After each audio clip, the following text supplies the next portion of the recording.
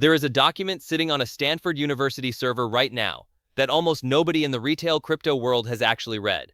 It is 227 pages long. It was published quietly in 2022.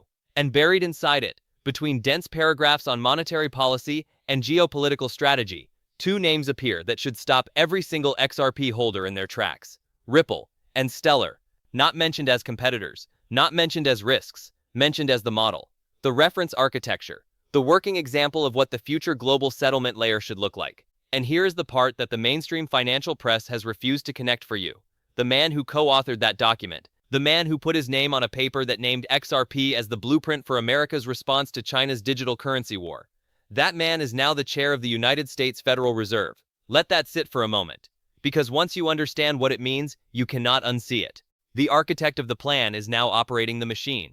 Welcome back.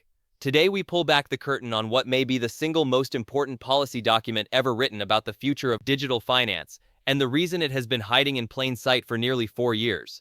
This is not hype. This is not chart speculation. This is institutional intent, in writing, signed by the people who now hold the levers. Let's go under the surface.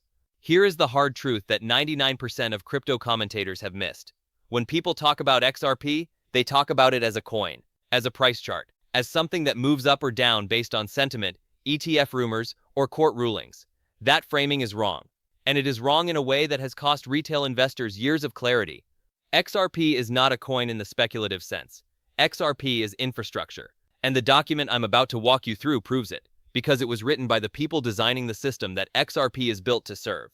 The paper is titled Digital Currencies, the US, China, and the World at a Crossroads, published by the Hoover Institution at Stanford. The Hoover Institution is not a crypto blog. It is one of the most influential policy research bodies in the United States. The same kind of institution that produces the intellectual scaffolding for Federal Reserve policy, Treasury strategy, and national security doctrine. The authorship is the part that should make your spine straighten. Kevin Warsh, now the sitting chair of the Federal Reserve.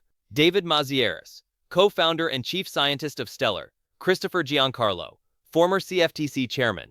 The man crypto calls Crypto Dad. Plus contributors from Google, Stanford, the national security apparatus, and the highest levels of monetary policy thinking in the Western world. This is not a fringe paper. This is the establishment showing you its hand. And here is the mechanism most people miss. The paper is fundamentally a response document. It was written in response to a single, terrifying reality. China has already won the race for a state-controlled central bank digital currency. The digital yuan, the ECNY, is live, operational, and being extended across borders through partnerships with Hong Kong, Thailand, the UAE, and the broader Belt and Road network. China is not piloting. China is deploying. The authors of this paper looked at that reality and concluded something the mainstream still refuses to say out loud. The United States cannot win by copying China. A state-issued surveillance-grade digital dollar issued directly by the Fed would be slow, politically toxic, and architecturally inferior. So the paper proposes something different, something the rest of the world is only now beginning to understand. The United States should not build the rails itself.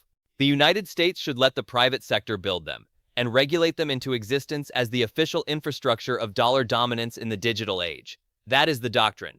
That is the strategy. And the companies named as the engines of that strategy are not Bitcoin. They are not Ethereum. They are Circle, JP Morgan, Paxos, Coinbase, and listed by name in the document, alongside the others, Ripple and Stellar. Let's do the math the retail crowd ignores, because the numbers here are not subtle. The global cross-border payments market processes approximately $150 trillion per year. The foreign exchange market alone settles around $7.50 trillion every single day. Sitting inside the legacy banking system right now is roughly $27 trillion locked in Nostro and Vostro pre-funding accounts. Capital that exists for no other reason than to compensate for the fact that the current system cannot settle in real time. That $27 trillion is not productive. It earns nothing. It sits idle as collateral against the inefficiency of correspondent banking. And every CFO of every major financial institution on earth understands that if a settlement bridge existed that could eliminate that pre-funding requirement, the capital efficiency unlock would be measured not in billions, but in trillions. This is what the Hoover paper describes when it references a cross-border payment system such as Ripple currently operates with its XRP cryptocurrency. That quote is not metaphorical. It is the authors of U.S. monetary policy strategy pointing at a working operational system and saying, this is the shape of the solution. Now apply the supply mathematics. XRP has a fixed maximum supply of 100 billion tokens. Approximately 55 to 57 billion are in circulation. The remainder sits in escrow, released monthly and largely relocked. If even a fraction of the $150 trillion cross-border flow begins to settle through this architecture, not all of it, not most of it, just a meaningful fraction, the supply-demand asymmetry is not a prediction, it is a mathematical inevitability. Think about that math.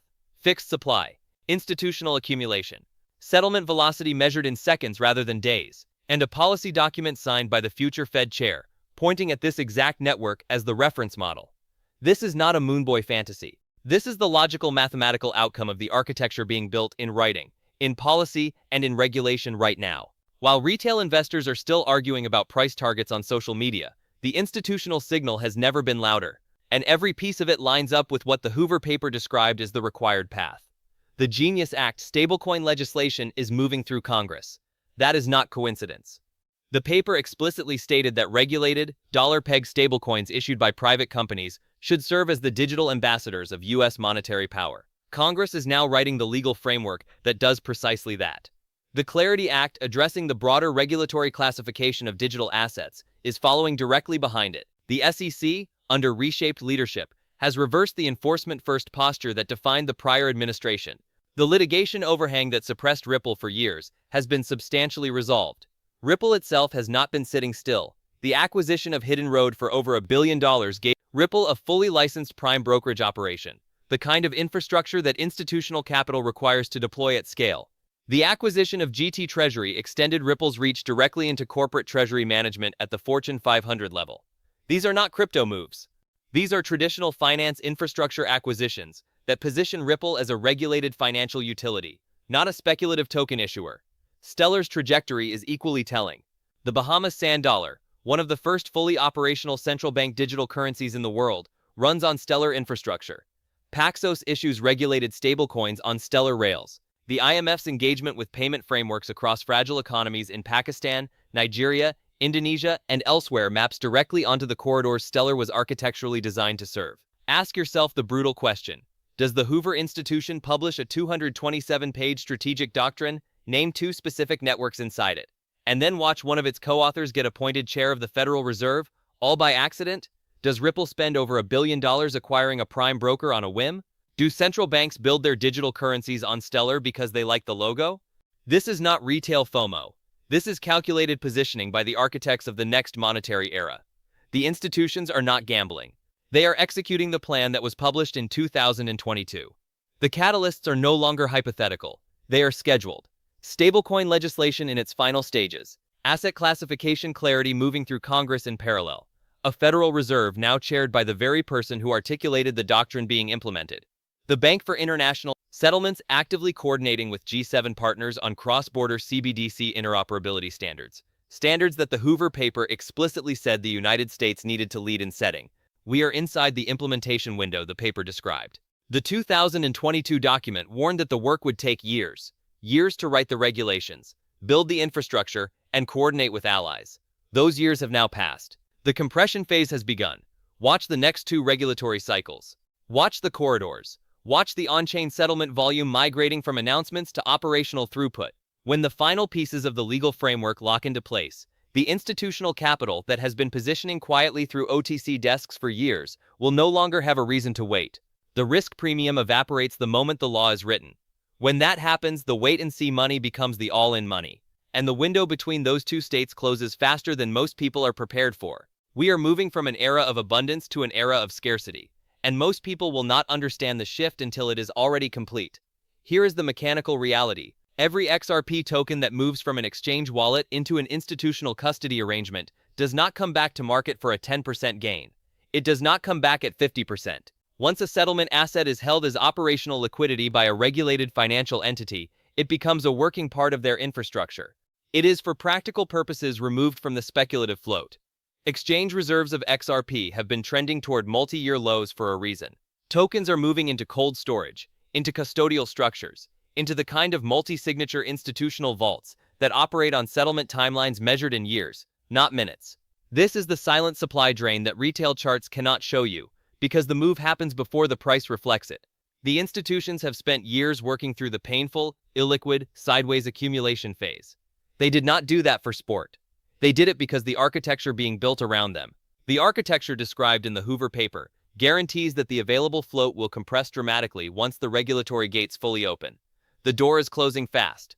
Once the final legislative pieces lock into place, the risk premium that currently keeps the price suppressed disappears. And when that happens, the price gap is not gradual. It is structural. The retail entry window that exists today exists precisely because the system has not yet been switched on.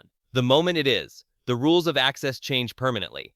I know what it has felt like to hold through this period. I know the red days, the sideways months, the headlines designed to break conviction. I know the frustration of watching narratives bloom and fade while the asset you understand at a structural level grinds through accumulation. But here is what separates the informed from the crowd. The crowd watches price. The informed watch structure. And the structure has never been more aligned. The pain of holding through a re-architecting of the global financial system is not a bug. It is the mechanism. The sideways grinding is the silence of the predator waiting.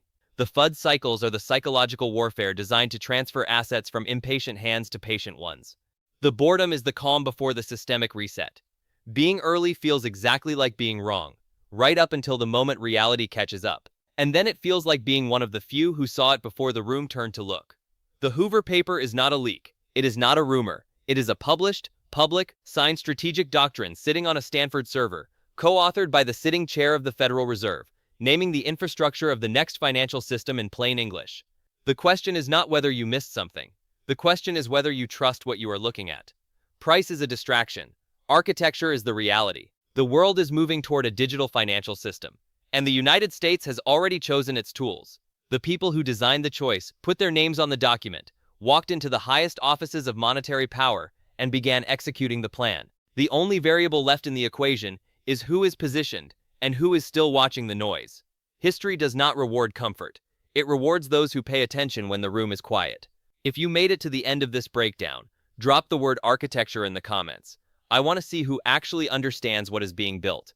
If this kind of structural analysis is the lens you want on this market, you know what to do. Subscribe, follow, stay sharp, stay patient, stay rational. We don't wait for the future. We read the documents that describe it, and we position before the rest of the world catches up. I'll see you in the next one.